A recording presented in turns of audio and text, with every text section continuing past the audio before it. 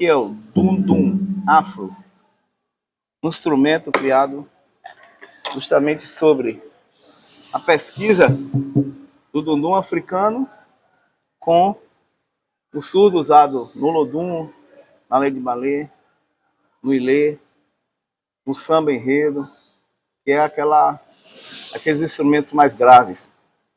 E aqui eu desenvolvi justamente um instrumento que eu possa ser mais portátil. Ele entra no outro, encaixa um dentro do outro, e dá para me levar.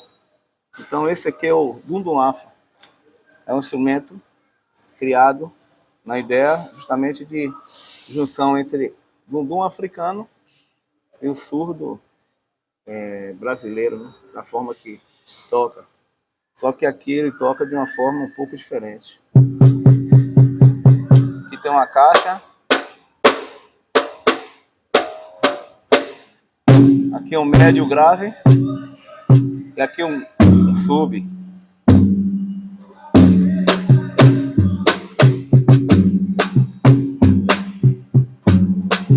Salve a natureza, salve o que eu lhe disse.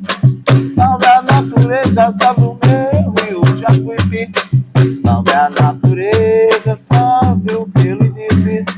Salve a natureza, salve o meu rio Jacuípe.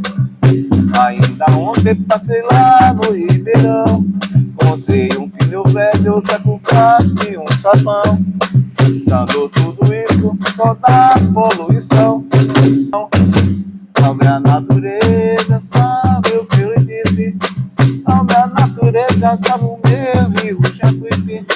Salve a natureza, salve o que eu lhe disse.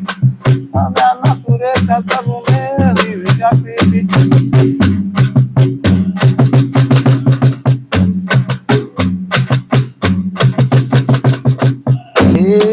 Maria,